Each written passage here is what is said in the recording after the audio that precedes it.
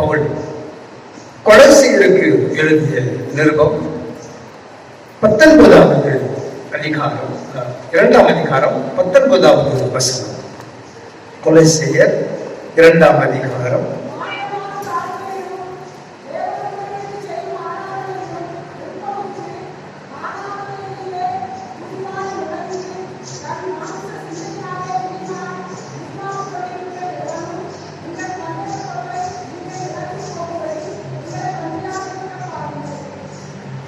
இந்த பகுதியில் ஒரு மிக லென்த்தியான ஒரு வசனம். எத்தனை பேருக்கு இது புரியுது அப்படின்னு எனக்கு புரியல.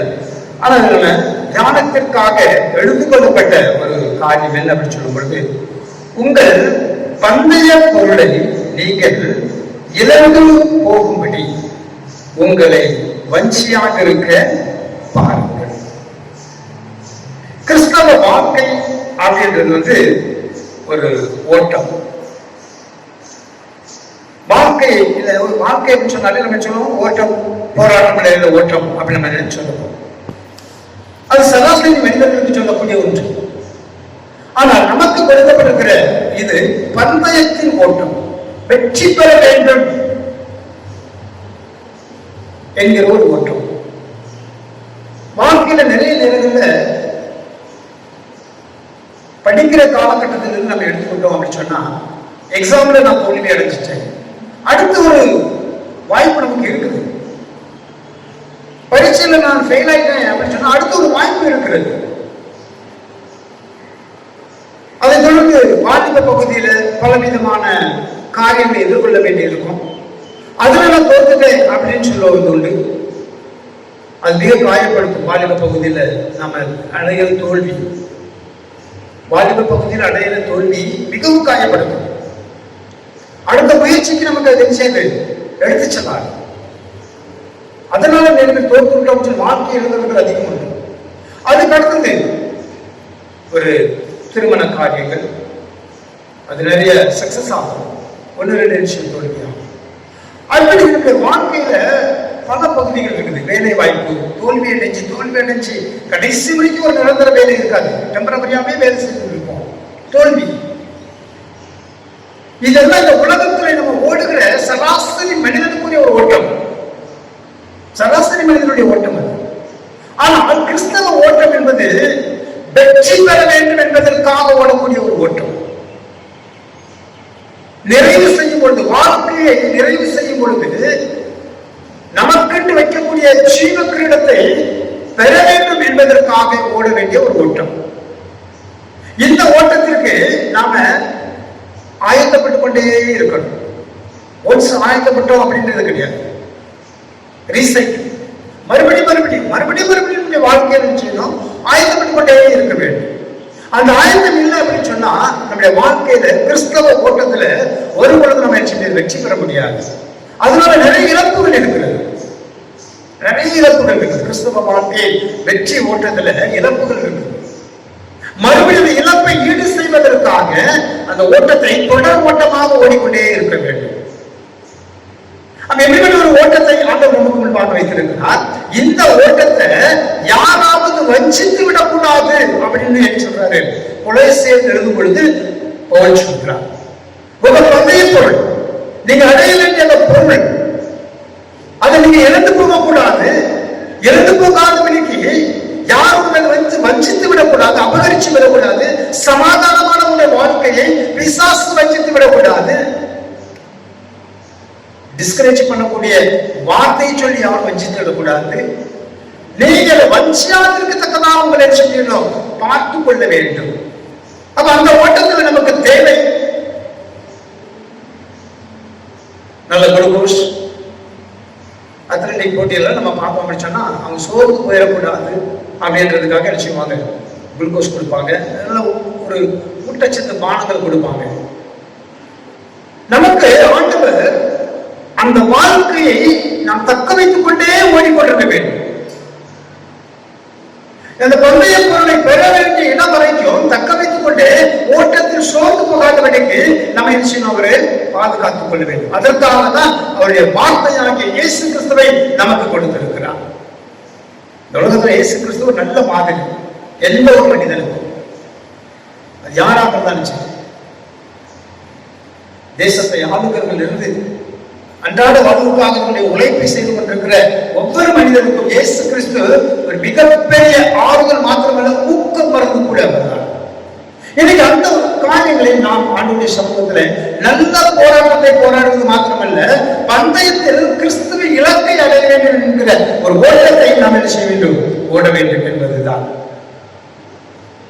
ஜெயிக்கணும் அப்படின்னு சொன்னா எல்லாருக்கிட்டுமே ஒரு உத்வேக லட்சியம் இருக்கும். உடல் ஓடுகிறவர்களை ஊக்கப்படுத்தணும். அதுதான் கிறிஸ்தவ ஓட்டம். நீங்க மற்ற ஓட்ட பந்தயத்தில் நீங்க பாருங்க, நான் ஜெயிக்கணும், நான் கஷ்டப்படணும் அப்படின்னு தனி மனிதனுடைய பிரயாசம் அதிகமாக இருக்கும். அது ஒரு மனிதன் பெறக்கூடிய ஒன்று. ஆனால் கிறிஸ்தவ ஓட்டம் அப்படி அல்ல. ஓடுகிற நாம் நம்மோடு கூட ஓடிக்கொண்டிருக்கிறவர்களை ஊக்கப்படுத்த வேண்டும். நாம வச்சியாதிருக்கத்தக்கதாக பார்த்துக் கொள்ள வேண்டும். இதுதான் ஆண்டவர் நமக்கு இந்த உலகத்துல கொடுத்திருக்கிற ஒரு மேன்மையான ஓட்டம். அந்த ஓட்டத்தை நாம் பாதியில் நிறுத்தி விடக்கூடாது. மற்றவர்கள் ஊக்கப்படுத்துறேன் அப்படின்னு சொல்லி நாம வஞ்சிக்கப்பட்டு நாம நினைச்ச ஓட்டத்தை தடையாக இருக்கக்கூடாது. அப்படிப்பட்ட தடையானவைகள் வரும்பொழுது நிறைய நினைச்சு பின்மாற்றத்திற்குள்ளாக சென்று விடுகிறார்கள். எதிர்பார்க்கிற ஒரு காரியம் சக்சஸ் ஆகாது. என்ன ஒரு வாழ்க்கை, எவ்வளவு ஜெபம், எவ்வளவு உபவாசம், எவ்வளவு வேத வாசிப்பு, அவரை எத்தனை பேருக்கு சொல்லி இருக்கிறேன். ஆனால் என்னுடைய வாழ்க்கையிலே இப்படி ஒரு பிரச்சனையா? ஓட்டத்தை தடை செய்வதற்காக தடை கற்கள் சாத்தானின் மூலமாக, நட்பு வட்டாரத்தின் மூலமாக, குடும்பத்தின் மூலமாக நிறைய நேரங்கள் வரும். உபத்திரவத்தில் நிச்சயமா பொறுமையாக இருக்க வேண்டும். அப்ப ஒரு உபத்திரவம் வருகிறது என்று சொன்னால் அதுக்கு அடுத்தது நமக்கு ஒரு சிறப்புள்ள ஒரு பாக்கியத்தை ஆண்டவர் செஞ்சிருப்பார், வைத்திருப்பார். அப்ப அதை நம்ம ஏற்றுக்கொள்ள வேண்டும். இயேசு கிறிஸ்து அந்த உபத்திரவம் படல அப்படின்னு சொன்னா இன்னைக்கு நாம இந்த இடத்துல விடுதலையோட நினைச்சு முடியாது, உட்கார்ந்து இருக்க முடியாது. அவங்க ஒரு பாடுகளுள்ள ஒரு வேலையை எதையோ ஒன்று செஞ்சுட்டு இருப்போம், செய்து கொண்டிருப்போம். சமாதானத்தோடு சமூகத்துக்கு நினைச்ச முடியாது, வர முடியாது. ஒன்று சொல்லலாம், இங்க வந்திருக்கிற நீங்க எல்லாருமே சமாதான கர்த்தரின் பாக்கியவான்கள். வராதவர்களை குறித்து நம்ம என்ன செய்வதில்லை, அக்கறை கொள்வதில்லை அப்படின்னு கிடையாது. தேவ சமூகத்தில் விட்டுவிட வேண்டும். பிரியமானவர்களே, ஒரு 3 காரியத்தை குறித்து நம்மளோடு கூட பகிர்ந்து கொள்ள வாஞ்சிக்கிறேன். மத்தேயு சுவிசேஷம் 7ஆம் அதிகாரம் 13வது வசனத்தை வாசிக்க பார்ப்போம்.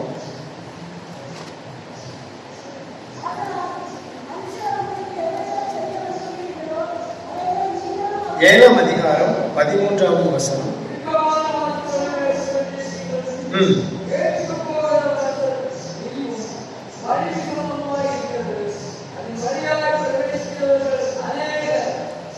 இடுக்கமான வாசல் வழியால் பிரவேசிங்க. இந்த வாசலுக்கு யாருமே வர்றது கிடையாது. இடுக்கமான வாசல் வழியா யாருமே செய்வது வர்றது கிடையாது. எங்க விசாலமாக இருக்கிறதோ அங்கு கும்பலாக விஷயமும் ஓடிக்கிட்டே இருக்கும். உலகம் விசாலமானது. இயேசு கிறிஸ்து சொல்கிறது வந்து இடுக்கமான வாசல், அது குறுகலானது. அங்கு அநேகர் அழைக்கப்பட்டிருப்பாங்க. தெரிந்து கொள்ளப்பட்டவர்கள் மாத்திரம் தான் இடுக்கமான வாசலுக்குள்ளாக முடியும், வர முடியும். அழைக்கப்பட்ட அநேகர் இருக்கிறார்கள். ஆனா அழைக்கப்பட்ட எல்லோருமே வருடம் வந்துட்டு இடுக்கமான வாசலுக்குள்ள ஏன் போவானே, விசாலமான வாசலுக்குள்ள போனா சீக்கிரமாக செஞ்சலாம், போயிடலாமே. ஆனா அந்த வாசல், விசாலமான வாசல் உங்களை நேராக கொள்ளிச்சுட்டார். வாசல் பெரிதாக இருக்குது, இன்னொரு பாதை எதோட பெரிதாக இருக்கும். அப்ப கும்பலாக ஓடும்போது ஒவ்வொரு விதமாக ஓடுவார்கள். அப்ப நாம இந்த ஓட்டத்தை விட கொஞ்ச நாள் அவங்க ஓட்டத்தை ஓடுவோம், கொஞ்ச நாள் இவங்க ஓட்டத்தை ஓடுவோம். அவர்கள் வாழ்க்கை பிரகாரமாக வாழ்வோம், இவர்கள் வாழ்க்கை பிரகாரமாக வாழ்வோம். நமக்கு ஒரு வாழ்க்கை இருந்தது அமையாது. இதுதான் உலகம் கற்றுக் கொடுக்கக்கூடிய ஒன்று. ஆனால் இடுக்கமான வாசலை ஆண்டவர் வைத்திருக்கிறார் என்று சொன்னால் அந்த வாசல் வழியாக நாம் பிரவேசிக்கும் பொழுது நமக்கென்று கொடுக்கப்பட்ட கோல், நமக்கென்று கொடுக்கப்பட்ட இலக்கு தெளிவாக தெரியும். இது நமக்காக மாத்திரமே கொடுக்கப்பட்டது என்று அந்த ஓட்டத்தை நினைச்ச முடியும், நாம் சரியாக நினைச்ச முடியும், ஓட வேண்டும். முதல்ல உலகத்தின் விசாலமான பாதையை ஒரு ஓரமாக வைத்துவிட்டு இந்த குறுகலான பாதையை மாற்றக்கூடிய இடத்திற்குள்ளாக நீங்க கொண்டு வரும் பொழுது முதலாவது இந்த ஓட்டை எங்க துவங்குது அப்படின்னு சொன்னா மனம் திரும்புதலின் நாளை துவங்குது. கொஞ்சம் நான் கேட்கும் பொழுது நீங்க எல்லாம் பதில் சொல்லுவீங்களா? பதில் சொல்ல மாட்டேன்றவங்க கைதுங்க. பதில் எப்ப சொல்லுவீங்களா? எல்லாருக்கும் சொல்லுவீங்களா? நான் உங்ககிட்ட சொன்னேன், இந்த ஓட்டத்தில் கிறிஸ்தவ பந்தயத்தின் ஓட்டத்தில் அது எங்க துவங்குது அப்படின்னு சொன்னா மனம் திரும்புதலினாலே துவங்குகிறது. எத்தனை பேர் மனம் திரும்பி இருக்கிறீங்க? இப்பதான் சொன்னீங்க நம்ம எல்லாம் பதில் சொல்லுவோம் அப்படின்னு சொல்லி நீங்க தான் கைக்குள்ள. நீங்க கைத்துக்கலன்னா நான் ஆயிரம் மேல இந்த கேள்வி கேட்கணும். எத்தனை பேர் மனம் திரும்பி இருக்கிறீங்க? ஒரு செய்யறவங்க ஆண்கள் பக்தர் ஒருத்தர் 2 பேர் தைரியமா தூக்கிருக்கிறாங்க. அவர் அம்மா தைரியமா தூக்குங்க, மனசுல பட்டதை செய்ய போகிறோம். Okay, thank you. யாரும் இன்னும் மனம் திரும்பல.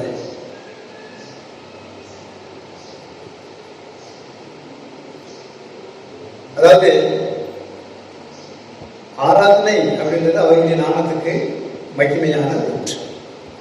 அந்த ஆராதனைக்கு உள்ள அவருடைய வார்த்தையை தியானிக்கிற தியானம் இருக்கு பார்த்தீங்களா, அது நம்ம இருதயத்தை சுத்தம் பண்ணி சீர்படுத்துவதற்கு எல்லாம் உற்சாகமாக நம்ம செஞ்சோம், பாடல் பாடி ஆராதிச்சோம், எல்லாமே ஆராதனை நல்லா இருக்கு. தியானிக்கும் பொழுது சீர்படுத்தக்கூடிய ஒரு சிந்தை நமக்குள்ள வரல அப்படின்னு சொன்னா நம்ம அதுக்கு முன்னால எவ்வளவு சந்தோஷமா நம்ம ஆராதிச்சோமோ அந்த ஆராதனை அவ்வளவு எப்படி எழுந்தது வேஸ்ட் அப்படின்னு சொல்லி குப்பை. அது பக்கத்தில் யாரும் நினைச்ச மாட்டாங்க, போக மாட்டாங்க. அப்ப ஆண்டவர் எப்படி நம்முடைய ஆராதனைக்குள்ள வருவார்? மனம் திரும்புதல் நமக்குள்ள வந்தால்தான் கிறிஸ்தவ ஓட்டத்தை ஓட முடியும். எதுல இருந்து மனம் திரும்புதல் அப்படின்னு தெரியாம நிறைய பேர் உட்கார்ந்துருக்காங்க. ஈஸியா ஒரே வார்த்தையில சொல்லிடலாம், பாவத்துல இருந்து மனம் திரும்பும். அப்ப எது பாவம்? ரொம்ப சிம்பிளா சொல்லிடலாம், இயேசு கிறிஸ்துவுக்கு எதிரியாக இருக்கிற எல்லாமே பாவம். அப்ப எதெல்லாம் இயேசு கிறிஸ்துவுக்கு எதிரியாக இருக்கிறது? அப்போஸ்தலனாகிய பவுல் கலாத்தியருக்கு சொல்லும் பொழுது மிக அழகாக அந்த விஷயம் சொல்றார். மொத்த வைத்து கொண்டு பழைய பண்ண வேண்டிய அவசியமே கிடையாது. கலாத்தியர் 5ஆம் அதிகாரம் 19 21 வரைக்கும் நீங்க வாசித்து பாத்தீங்க அப்படின்னு சொன்னா, எடுங்கம்மா பைபிள் இல்லையா? அங்க பாருங்க, பைபிள் தராங்க. நிறைய ஓபன் பண்ணாமே இருக்கு. நாங்க யார் ஓபன் பண்ணலையே அவங்க தான் வாசிச்சு சொல்ல போறேன். 5ஆம் அதிகாரம், கலாத்தியர் 5ஆம் அதிகாரம் 19 21 வரைக்கும் வாசித்தீங்க அப்படின்னா ஒரு 17 விதமான பாவங்கள் நினைச்சு சொல்லப்பட்டது. இதுதான் மொத்த விஷயம். தான் மனிதனுக்கும் ஆண்டவருக்கும் இடையே இருக்கிற நெருக்கத்தை சீர்குலைக்கிறதுக்கு தூரப்படுத்துவதற்குரிய பாவங்கள் வாசித்து பார்க்குறீங்களா? யாராவது வாசிங்க.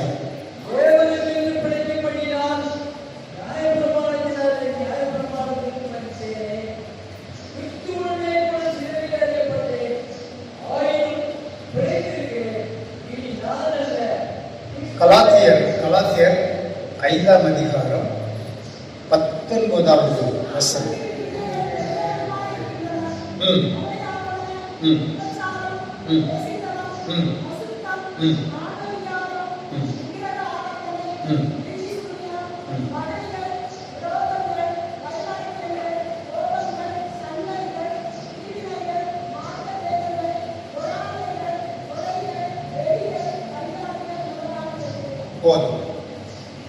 இந்த 17 விதமான இந்த காரியங்கள் நம்முடைய மனம் திரும்புவதற்கு செய்து தடையாக இருக்கு. அப்ப இந்த விஷயத்திலிருந்து நம்ம மனம் திரும்பணும். இந்த காரியத்துல 17 காரியத்திலிருந்து நம்ம என்ன செய்யணும்? மனம் திரும்பணும். இந்த மனம் திரும்புதலை தான் ஆண்டவர் எதிர்பார்க்கிறார் நம்ம இடத்துல. இந்த ஒவ்வொரு காரியத்தையும் நம்ம விலைக்கு சொல்லணும் அப்படின்னு சொன்னா அது நிறைய விஷயம். நீங்க எவ்வளவு பொறுமையா இருக்கீங்க அப்படின்னு தெரியல, உபத்திரவம் ஆயிடுச்சு அப்படின்னு செஞ்சிருவீங்க, சொல்லிடுவீங்க. அப்படித்தானே? ஒரு 1 hour 2 hour மேலே ஆகும். அப்ப என்ன நமக்கு இந்த உபத்திரவத்துல பிரசங்கம் என்கிற உபத்திரவத்துல எங்களை பொறுமையா இருக்க சொல்றீங்களா அப்படின்னு என்ன செஞ்சிருவீங்க. அப்ப நீங்க உங்களுக்கு புரியும், இதை வாசிக்கும் பொழுது உங்களிடத்துல ஒரு சில பாவங்கள் இல்லாம இருக்கலாம். இங்க வாசித்த பகுதியில ஒரு சில பாவங்கள் உங்களுக்கு இல்லாம இருக்கலாம், ஆனா ஒரு சில பாவங்கள் நிச்சயம் இருக்கும். அப்ப அதுல இருந்து மனம் திரும்பும். எது நம்மிடத்துல இருக்கிறதோ அது நினைச்சணும் மனம் திரும்புதல். இது நினைச்சது ஓட்டத்தை துவக்குகிறது. கிறிஸ்துவுக்காக ஓட வேண்டிய ஓட்டத்தை நினைச்சுக்கிறது துவக்குகிறது. கொஞ்சம் கவனிக்கணும். உட்கார்ந்து ஏதோ சொல்றாங்க நம்ம கேட்கிறோம் அப்படின்னு சொல்லிட்டு போனோம்னா சராசரி மனிதனுடைய வாழ்க்கையை தான் கடைசி வரைக்கும் வாழும். என்ன சொன்னாங்க, அதுல எனக்கு என்ன பிரயோஜனமானது இருக்குது புரிஞ்சு கொண்டோம் அப்படின்னு சொன்னா ஒரு வித்தியாசமான வாழ்க்கைய சமுதாயத்திற்கு முன்பாக வாழ முடியும், பரலோகத்துக்கு தகுதி உள்ளவர்களாக மாற முடியும். நல்லா கவனிச்சு உங்களிடத்துல மனம் திரும்புதல் இருக்கிறதா? இப்போ எல்லாருமே சொல்ல முடியுமா மனம் திரும்புதல் என்னிடத்துல இருக்குது அப்படின்னு சொல்லி? நீங்க வாசித்து பார்க்கறதோடு பண்ணிடக்கூடாது. அப்ப இதெல்லாம் நம்ம நீக்க வேண்டும். நீக்கும் பொழுதுதான் ஒரு கிறிஸ்தவ ஓட்டத்தை ஓட முடியும், மனம் திரும்புதல் கேட்ட ஒரு ஓட்டத்தை ஓட முடியும். இதுல முதல்ல நம்ம வாசித்த உடனே மாமிசத்தின் கிரியைகள் வெளியரங்கமாக இருக்கிற நாவை அவன அப்படின்னு முதல் 2, 3, 4, 5 வாசிக்கும் பட்சத்துல நமக்கு சங்கடமா இருக்கும். இந்த முதல் உள்ள விஷயத்தை பார்க்கும்போதுல இது ஏன் நம்மகிட்ட கிடையாது? என்ன சொல்றது? விபச்சாரம், வேசித்தனம், அசுத்தம், காம விகாரம், இந்த விக்கிரகாரம் கூட எனக்கு கிடையாது, பில்லிசுனியம் கூட எனக்கு கிடையாது. பகைகள் இருக்குதா? விரோதங்கள் இருக்குதா? வைராக்கியம் இருக்குதா? கோபம் இருக்குதா? சண்டை இருக்குதா? பிரிவினை இருக்குதா? அவன் அந்த சர்ச்சைக்காரன் இந்த சர்ச்சைக்காரன் என்ற மார்க்க பேதம் இருக்குதா? பொறாமை, கொலைமை, இதெல்லாம் யோசிச்சு பார்க்கணும். இருக்கும் எங்காவது ஓரத்தில் நினைச்சு இருந்ததுக்குள்ள ஒட்டிட்டு இருக்கும். அதையும் இயேசு கிறிஸ்துவின் ரத்தத்தினால சுத்திகரிச்சிட்டோம் அப்படின்னு சொன்னா அடுத்த ஸ்டெப் இந்த மொபைல் நீங்க அப்டேட் கேட்க சொல்லி உடனே நிச்சயம் அப்டேட் கொடுப்பீங்க. எத்தனை பேர் மொபைல் உபயோகப்படுத்தாம இருக்கிறீங்க?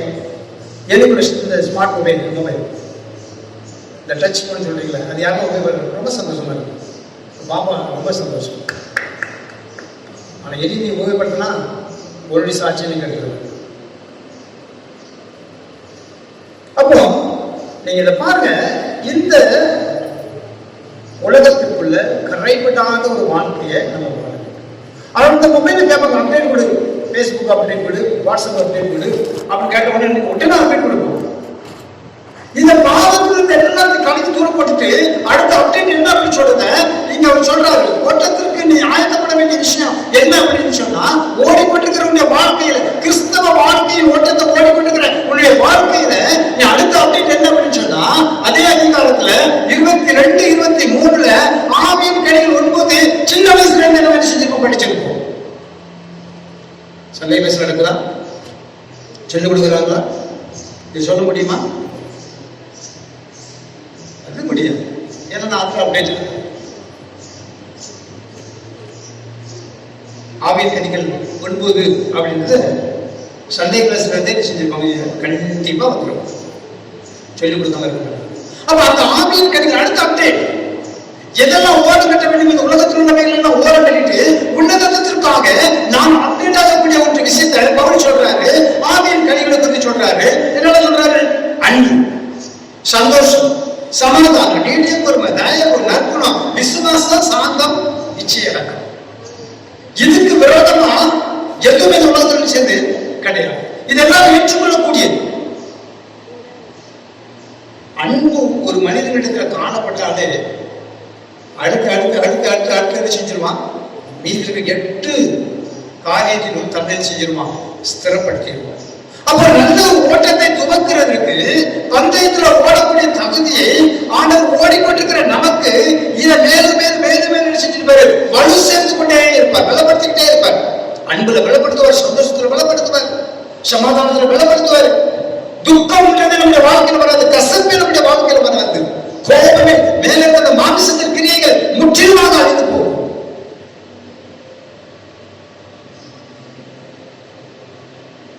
சின்ன பிரச்சனை,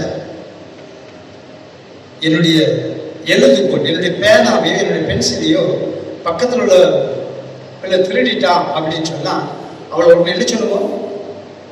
என்ன சொல்லுவோம்? என்னவா? சத்தமா சொல்லுங்க. உங்களுக்கு தெரியுமில்ல, களவாணி இல்லையா, திருடி திருடன் அப்படின்னு செஞ்சிருவான், டக்குன்னு செஞ்சிருவான். சரி, இது என்ன உண்டாகும்? அவனுக்குள்ள ஒரு கோபத்தை தப்புன்னு அவனுக்கு என்ன செய்யாது, தெரிஞ்சிருந்த என்ன செய்வான், அவனுக்குள்ள நம்மளை குற்றவாளியாக நிறுத்தி விட்டாங்களே. நிறைய நேரங்கள்ல நம்முடைய வாழ்க்கையில சரியாக செய்யறவோ தவறாக செய்யறவோ யாராவது நம்மளை குற்றப்படுத்தினா சாத்தா அதைத்தான் என்ன செய்வான், அவனுக்கு பிரச்சனை எடுத்துக்கொண்டு நம்மளை வெளியேற்றி விடுவோம். நம்முடைய ஆவியின் கனிகள் அழிந்து போறதுக்கு காரணமே அதுதான். சாதாரண ஒரு சின்ன பிரச்சனை, நான் உங்களுக்கு பென்சில் சொல்ல, இது நிறைய காரியங்கள் வச்சுக்கிறதுக்குள்ள இருக்குது. சின்ன பிரச்சனை, அதை நாம பொறுமையோடு காத்துக்கொள்வதில்தான் பூரணமான கிறிஸ்தவ வாழ்க்கை ஓட்டு அணி செஞ்சுட்டு இருக்குது. அப்டேட் ஆகிட்டே போயிட்டு இருக்கு. மேலும் மேலும் மேலும் மேலும் செய்யறமே முன்னேறி செய்யக்கூடியதாக இருக்கு. இன்னொரு கருத்து, இந்த உலகத்துல ஓட்டப்பந்தயம் வச்சாங்க அப்படின்னு சொன்னா ட்ராக் போட்டிருப்பாங்க. ஸ்கூல்ல படிக்கிற பிள்ளைங்களுக்கு தெரியுமா? நாங்களாம் பார்த்துருக்கோம் அந்த ட்ராக். நீங்க பார்த்துருக்கீங்களா? ட்ராக் உண்டு இல்லையா? அவங்க அந்தந்த ட்ராக்ல தான் என்ன செய்யணும், ஓடணும். ட்ராக் மாறி ஓடி முதல்ல வந்தா அது முறை தவறினது. அப்படித்தானே? ட்ராக் மாறி ஓடினா அது முறை தவறினது. அவங்க தகுதி உடையவர்கள் அல்ல. இன்னைக்கு வாழ்க்கையில கூட ஆண்டவர் நமக்கு ஒரு ட்ராக் போட்டிருக்கிறாரு, சாதாரண ஒரு ட்ராக் போட்டு வச்சிருக்கிறான். நம்ம ஓட வேண்டிய ட்ராக் எந்த ட்ராக்? எந்த ட்ராக்ல ஓட்டிட்டு இருக்கிறோம்? உலகம் அப்படின்ற ட்ராக்ல ஓட்டிட்டு இருக்கிறோமா, இல்ல பக்கத்துல உன்னதான ஒரு ட்ராக் போட்டுக்கிறாரு அந்த ட்ராக்ல ஓட்டிட்டு இருக்கிறோமா? ரெண்டு பக்கமுமே நம்ம செஞ்சுட்டு இருக்கிறோம், ஓடிட்டு இருக்கோம். கொஞ்சம் தூரம் நினைச்சோம் இதுல ஓடிட்டு இருக்கோம், அப்புறம் கொஞ்சம் நமக்கு அதை பார்க்கும் சில இன்னும் இந்த ஓட்டத்துல ரொம்ப சுவாரஸ்யம் இல்லையே, உலகத்துல நல்ல சுவாரஸ்யமான விஷயங்கள் இருக்குது, சந்தோஷமான விஷயங்கள் இருக்குது, அங்க ஓடுவோமே அப்படின்னு இந்த ஓட்டத்தை ஓடுவோம். இஷ்டப்படி ஓடுகிற ஓட்டம் என்னைக்குமே என்ன கிடையாது, தகுதி உடையதாக இருக்காது. நான் பேசுறது தமிழ் புரியுதா? நானும் தூத்துக்குடி மாவட்டத்துக்காக, சரியா? அப்புறம் ஓடுற ஓட்டம் சரியான ஓட்டமா இருக்கணும் அப்படின்னு சொன்னா நமக்கு கொடுக்கப்பட்டிருக்கிற கிறிஸ்தவ ஓட்டத்தின் ட்ராக், இந்த ஓட்டத்தை தான் நம்ம என்ன செய்யணும், ஓடும். இஷ்டப்படி ஓடக்கூடிய ஓட்டம் என்றது எங்கேயுமே கிடையாது, உலகத்திலும் கிடையாது. அந்த உலகம் கொஞ்சம் பார்த்துட்டு நீ தகுதி கிடையாது வெளியில போ அப்படின்னு சொல்லிடுவான். ஆனா அதை விட சிறப்பான ஓட்டத்தை ஆண்டவர் நிறுத்திக்கிறாரு, சமாதானத்தோடு ஓடுவதற்காக கொடுத்திருக்கிறார். பிரச்சனை வரும்பொழுதெல்லாம் அந்த ஓட்டத்திற்கு கொஞ்சம் விலகிடலாமோ அப்படி நினைக்க கூடாது. அடுத்தவர் செஞ்சிருப்பாரு, உங்க கல்லான ஒரு பாதையில கொண்டு போறாரு அப்படின்னு சொன்னா நல்ல பாதை வச்சு அவர் கொடுக்கக்கூடியவர். முன்னூறு இடத்துல கூட்டிட்டு போறாரு அப்படின்னு சொன்னா அவருடைய பாதத்தை அவங்க வச்சு நம்மள அவருடைய பாதத்தை நம்முடைய பாதங்களை வைத்து அழைத்து செல்லக்கூடியவர். அனுபவங்கள் நிறைய மனிதர்களில் இருக்கும், அது நம்ம என்ன செய்யணும், கிறிஸ்துவுக்குள்ளாக பெற்றுக்கொள்ள வேண்டும். பெரியமானவர்களே, இரண்டாவது வேண்டிய உலகத்துல ஒரு காரியம் என்ன அப்படின்னு சொன்னா, ஓடுகிற நாம் என்ன செய்யணும், பாரம் இல்லாமல் ஓட வேண்டும். உலகத்துல ஓட நிறைய கவலைகள் இருக்கும், நிறைய பாடுகள் பிரச்சனைகள் இதெல்லாம் மனசுல வச்சு தெரிஞ்சுவோம் இருக்கும். ஆனா ஆண்டவர் உங்களை அழைச்சிருக்கிறார் அப்படின்னு சொன்னா நீங்க ஓடுற ஓட்டத்துல எப்படி இருக்கணும், பாரமானவர்களை கலைத்து விட்டு ஓட வேண்டும். எபிரேயர் நிருபத்துல எபிரேயர் 12ஆம் அதிகாரம் 1வது வசனத்தை வாசிக்க பார்ப்போம்.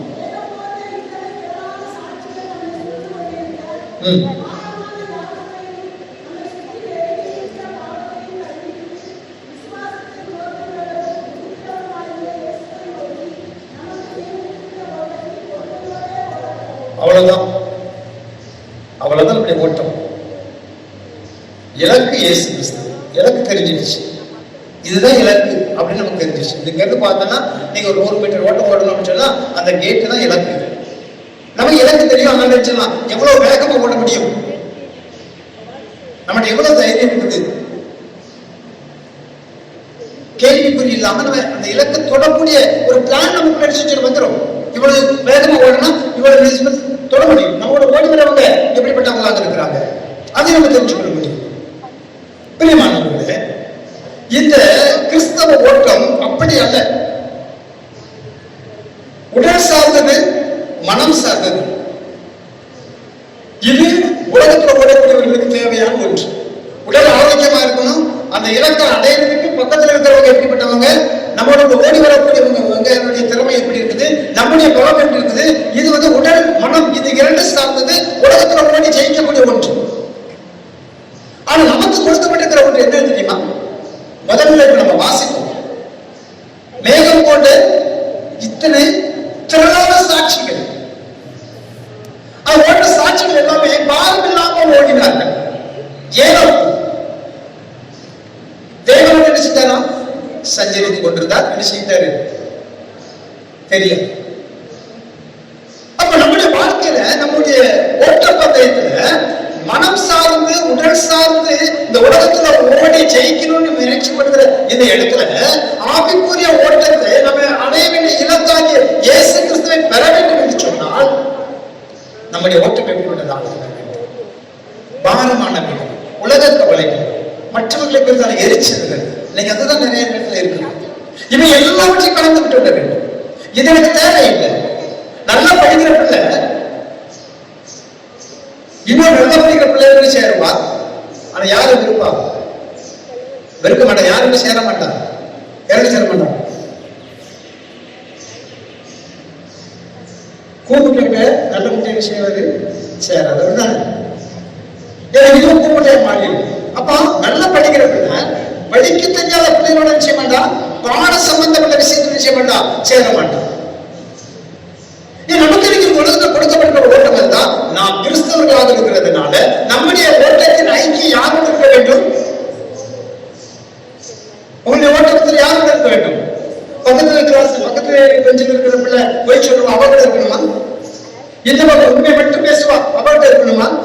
ரெண்டு பேருமே இருக்கக்கூடாது, இருக்கக்கூடாது. நம்முடைய தொடர்பு எங்க இருக்கணும்? இயேசு கிறிஸ்து. இவங்களும் நமக்கு தேவையில்லை, உண்மை பேசினாலும் தேவையில்லை, பொய் சொன்னாலும் நமக்கு தேவையில்லை. தொடர்பு எங்க இருக்க வேண்டும்?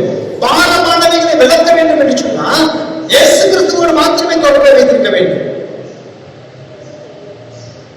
பாரமாக இருக்கிற இவர், பாரம் இல்லாமல் இருக்கிற இவர் ரெண்டு விதத்தையுமே நம்ம பேஸ் பண்ணி போனோம் என்ற அவசியம் இந்த உலகத்துல கிடையாது. அதாவது உலக வாழ்க்கையில சரி, ஆவிக்குரிய வாழ்க்கையிலும் சரி, நாம் இந்த உலகத்துல யாரோடும் தொடர்பு வைத்துக் கொண்டு ஓடணும் அப்படின்ற அவசியமே கிடையாது. முழுமையாக அவரை செய்யணும். நம்ம நியாயப்பிரமாணம் மட்டும்தான் அப்படின்னு சொல்லி பவுல் வாழ்ந்து கொண்டிருந்தார். இயேசு கிறிஸ்து எப்பொழுது சந்தித்தாரோ அப்ப என்ன உண்டாகுறாங்க? மிகப்பெரிய ஒரு மாற்றம். கிறிஸ்தவர்களை கொண்டு கொண்டிருந்தவர், கிறிஸ்தவர்கள் அடியோடு அடிக்க வேண்டும் என்றிருந்தவர். இயேசு கிறிஸ்து தமசு போன்ற பட்டணத்தின் வீதியில சந்திக்கும் பொழுது அதுக்கு பிறகுதான் அவருக்கே புரியுது, இதுவரைக்கும் நம்ம ஓடிக்கொண்டிருந்த ஓட்டம் வீணான ஓட்டம். நியாயப்பிரமாணம், சட்டத்திட்டங்கள், சடனாச்சாரம், இதுக்குள்ள ஓடிட்டு இருந்தோம். இது கிடையாது. உன்னதத்திற்கான ஓட்டமே இதுதான் அப்படின்றத இயேசு கிறிஸ்துடைய சந்திப்புக்கு பிறகு அவர் நியாயப்பிரமாணத்தோடு தொடர்பு வைக்கல. யாரோடு தொடர்பு வைத்திருந்தாரு? இயேசு கிறிஸ்துவோடு தொடர்பு வைத்திருந்தார். சொல்லக்கூடிய ஒரு விஷயம் தான்.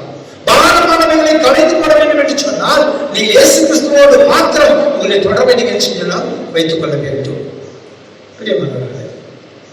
அடுத்ததாக ஒரு காரியம் என்ன அப்படின்னு சொன்னா, ஓடுகிறவன் என்ன செய்யணும்? எப்பொழுதுமே முன்னானதை நான் நோக்கிதான் செய்யணும், ஓடி போகணும்.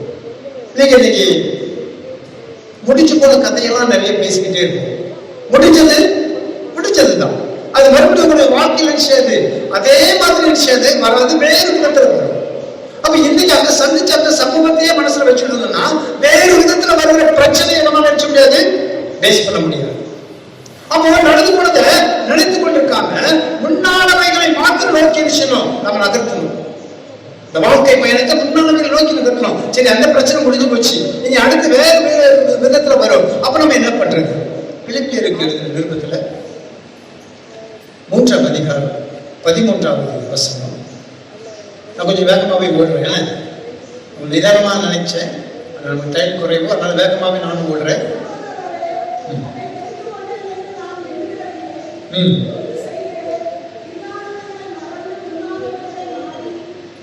பின்னானவைகளை மறந்து முன்னானவைகளை நாடு. முன்னானவை அழுதின ரட்சிப்பு. ஒரு சில ரட்சிப்பு அடைச்சிட்டோம், பாவத்தை விட்டு விலகி வந்துட்டோம், மறுபடியும் பாவத்துக்குள்ள ரட்சிக்க கூடாது, போகக்கூடாது. அதுதான் முன்னானது. அடுத்து என்ன? அடுத்து வருகிற எந்த ஒரு காரியத்தையும் நம்ம எப்படி நினைச்சலாம், முறியடிச்சு மேல போயிட்டே இருக்கலாம். தடைகளை நீக்கி போடுகிறவர் உங்களுக்கு முன்பாக செல்லுகிறார் என்று வேதம் சொல்லுகிறது. இந்த சமூகம் எனக்கு முன்பாக செல்லும், சமூகம் முன்பாக செல்லும். அப்ப இப்படிப்பட்ட ஒரு உறுதியான வார்த்தையை ஆண்டவர்களுக்கு கொடுக்கிறார். பின்னாதவைகளை மறந்து விட வேண்டும். இந்த பின்னாதவைகளை நினைத்தவர்களுடைய நிலைமை என்ன? எகிப்திலிருந்து எங்க வராங்க? மோசே மூலமாக அப்படியே கடந்து வராங்க. முன்னாடி செங்கடல் கடந்து வருது. யோர்தானுக்கு எரிகோ. இப்படி வந்துட்டு வனாந்தரத்துல வந்துட்டு அவங்க என்ன சொல்றாங்க? நாங்க சாப்பிடுறதுக்கு ஒண்ணு இல்லை, ஆனா எங்க இருக்கோம்? எகிப்துல இருக்கோம். எதுக்கு நாள் இருந்தோம்? பின்னானவைகளை மறந்து இத்தனையாய் விடுதலை வாழ்வை கொடுத்து விடுதலை பயணத்துல அவ்வளவு பெரிய செங்கடலை கடந்து வந்து அவ்வளவு பெரிய யோர்தானை பின்னிட்டு திரும்ப செய்து பெரிய ஜலப்புயல் மலைப்புயல் கூட இருக்குது. அதுக்குள்ள நடந்து போது உடைக்கவே முடியாத ஒன்றை துதியினால் உடைக்க வைத்து கம்பு கடப்பார ஈட்டிய ஆயுதத்தை சுத்தியில கொண்டு வந்து உடைக்க வைக்காம துதியினால் உடைக்க வைத்த வல்லமை உள்ளவருடைய பிரசன்னத்தோடு போயிட்டு கொடுமே நினைச்சு பார்க்கலாமா?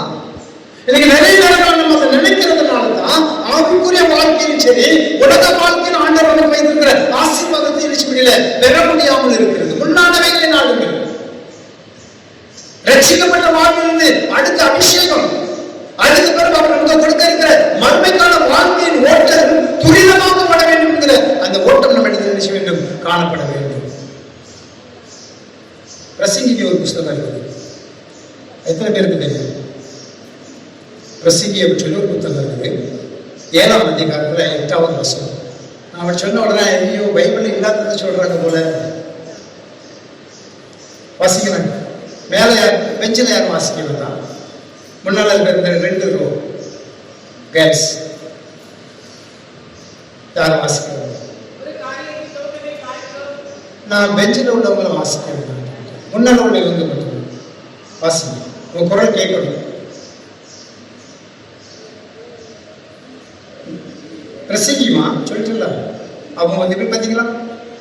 முன்னானவைகள் நடக்கல, கவனம் எங்கேயோ செய்து போயிட்டு வாசிப்போம். பிரசங்கி 7ஆம் அதிகாரம் 8வது வசனம். நான் முன்னாள் உள்ள 2 ரோ சொல்லுவேன்.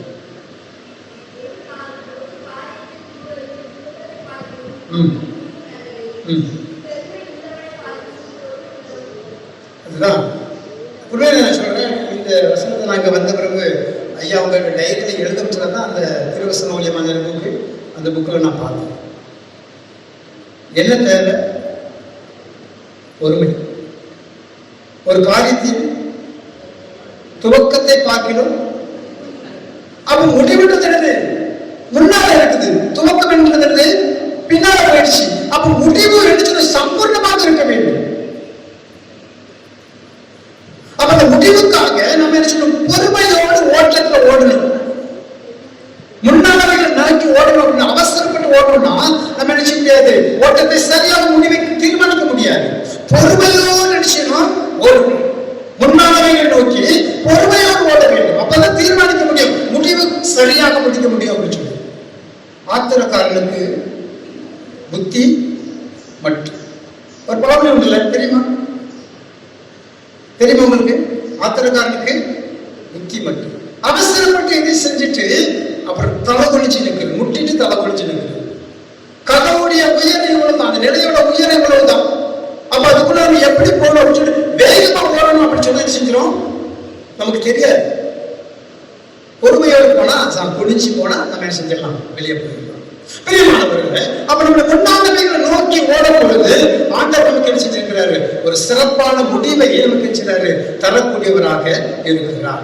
நம்முடைய வாழ்க்கையில என்ன செய்யறோம்ல அவசியமாக இருக்கிறது. நீங்க இந்த முட்டையை பார்த்துட்டீங்களா? கோழி முட்டையை உடச்சு என்ன செய்யலாம்? முட்டையை உடைச்சு என்ன செய்யலாம்? முட்டையை உடைச்சா நம்ம செய்யலாம், ஆம்லேட் போடலாம், அப்படிதானே? முட்டையை உடைச்சா ஆம்லேட் போடலாம். எத்தனை பேர் சாப்பிடலாம்? ஒருத்தருக்கு எது விஷயம்.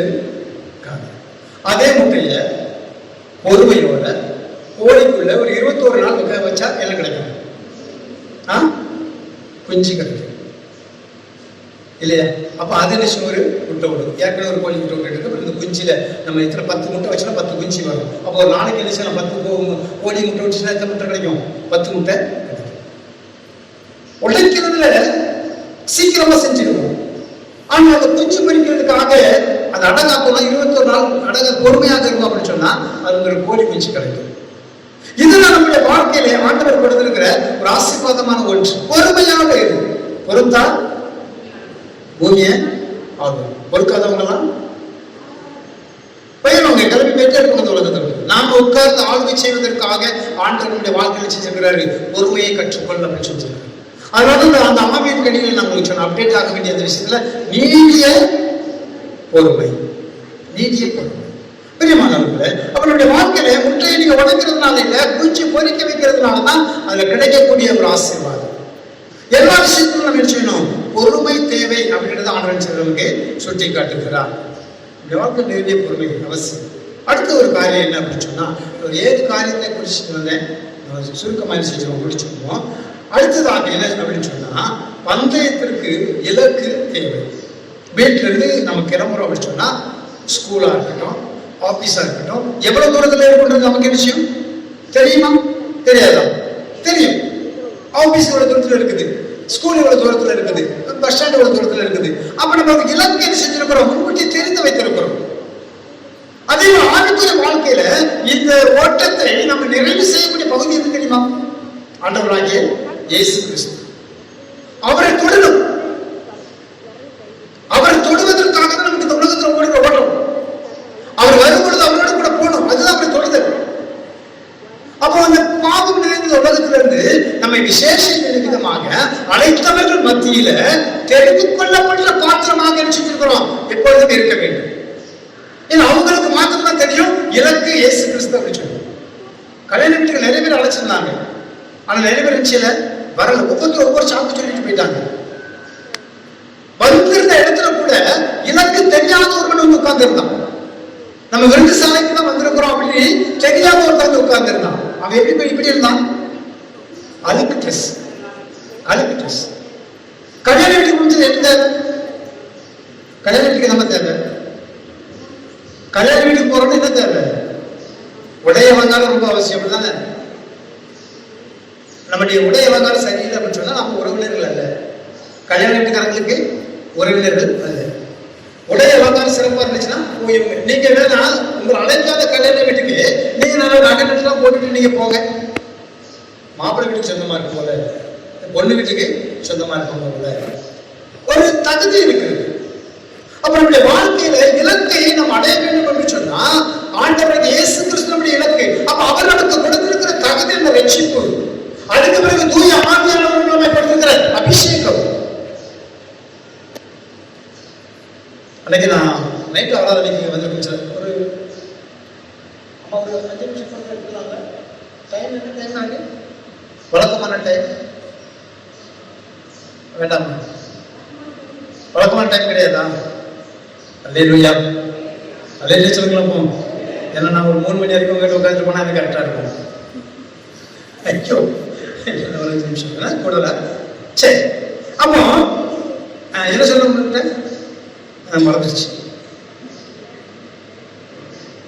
கல்யாணத்து குடும்பம் அதிலே உட்காந்தாச்சு. சரி, அப்ப நம்ம எனக்கு இயேசு கிறிஸ்து அப்படின்னு தெரிஞ்சிருச்சு. கல்யாண வீட்டுக்கு நம்ம போறோம் அப்படின்னு சொன்னா உடைகள் அலங்காரத்தை பார்த்து என்ன செஞ்சிருவாங்க? கூப்பிட்டுருவாங்க. ஆனா கல்யாண வஸ்திரம் இல்லாம ஒருத்தவங்களோட உட்கார்ந்து என்ன செஞ்சிருவாங்க? வெளியே அடிச்சு விரட்டி விட்டுருவாங்க. இதுதான் எனக்கு கல்யாண வீட்டு நமக்கு தெரியும். கல்யாண வீட்டுக்கு போறோம், நம்ம இதுக்குரிய ஆண்டவருடைய அபிஷேகம். ஒண்ணு ரட்சிப்பு, அடுத்தது அவருடைய அபிஷேகம்.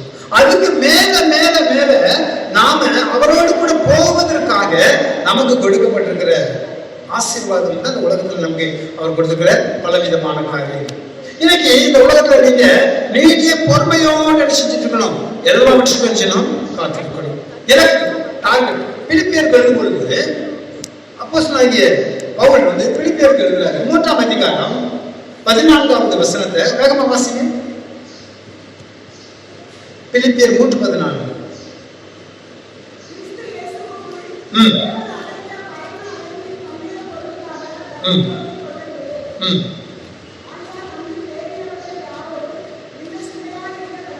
அவ்வளவுதான்.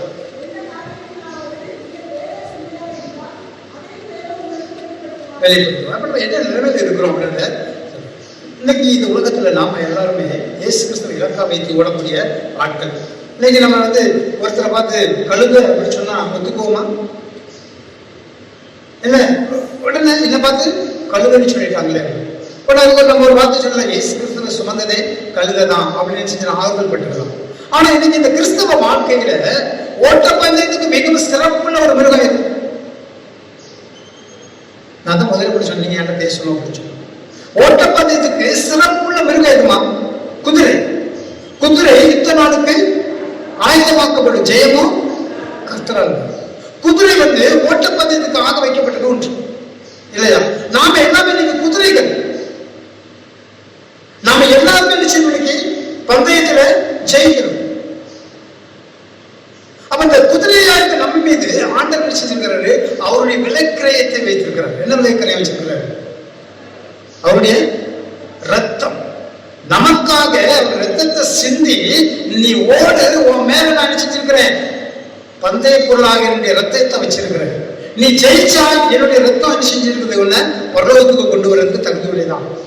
நீ தோத்து போக கூடாது அப்படின்றதுக்காக தான் அவருடைய ரத்தத்தினால கழுவப்பட்ட நான் அவருடைய விலைக்கிரயமா வச்சிருக்க காரணம் என்ன தெரியுமா? பிசாசானவன் நம்ம என்ன செய்யக்கூடாது, பந்தய பொருளை பெறக்கூடாதபடிக்கு இடையில வரக்கூடாது. அவருடைய ரத்தம் நம்ம இருக்கிறதுனால நாம் நிச்சயமா நிச்சயம் வெற்றி பெறுவோம். ஆக ஓடுகிற நாம் இயேசு கிறிஸ்துவின் தான் இலக்கு. அந்த இலக்கே நமக்கு என்ன செஞ்சிருக்கிறாரு? விலக்கிரயமாய் அவரை கொடுத்திருக்கிறார். நிச்சயமாக என்ன செய்ய வேண்டும்? ஓட்டப்பந்தயத்தை ஜெயமுடன் நிச்சய வேண்டும், முடிக்க வேண்டும் என்பதுதான். அதான் சங்கீதக்காரன் சொல்கிறார். 33ஆம் அதிகாரம் 17வது வசனத்தில் வாசிக்கிறாங்க. சங்கீதம் வேகமா எடுக்கலாம். சங்கீதம் 33:17.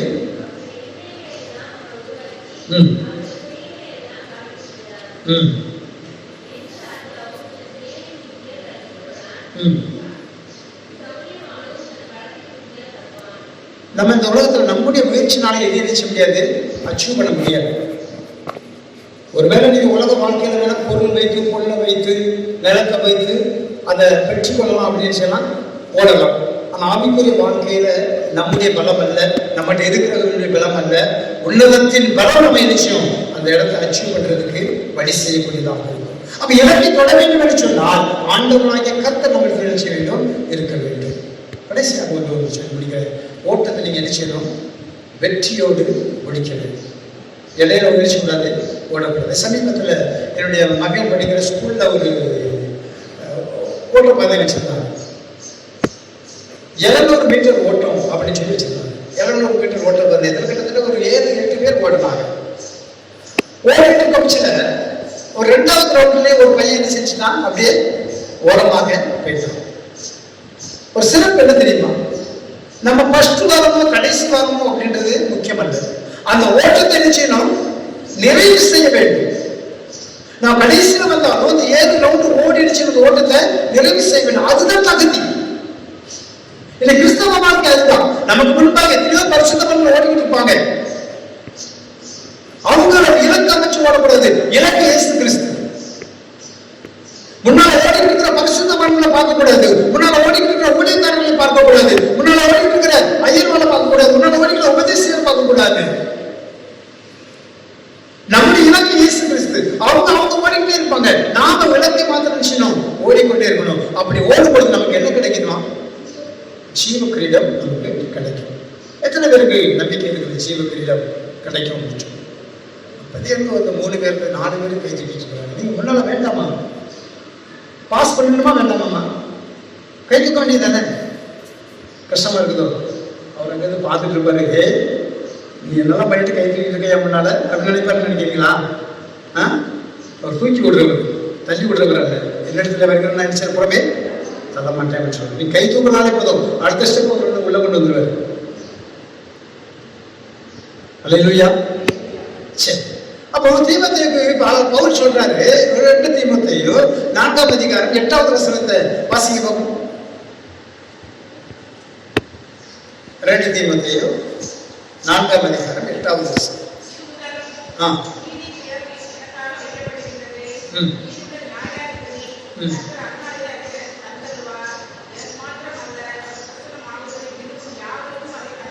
யாவருக்கும் தந்திருப்பான். சரியா? இளமகளுக்கு பார்க்கணும். அற்பமான ஆரம்பம் சம்பூர்ணமான முடிவு விஷயம். ஆனா ஆர்ப்பாட்டமான ஒரு ஆரம்பம் அழிவுல கொண்டு போய் விஷயம் விட்டுரும். ஒரு நல்ல எடுத்துக்காட்டு பழைய ஏற்பாட்டுல சவுல் அப்படின்னு சொல்லி ஒருத்தர் கேள்விப்பட்டிருக்கீங்க. அவர் யார்? எந்த நாட்டுக்கு ராஜா? ராஜான்னு மட்டும்தான் தெரியும். அப்புறம் அவர் யார் இருந்தாலும் எந்த நாட்டுக்கு ராஜாவா இருந்தா எங்களுக்கு அவசியம் இல்லை.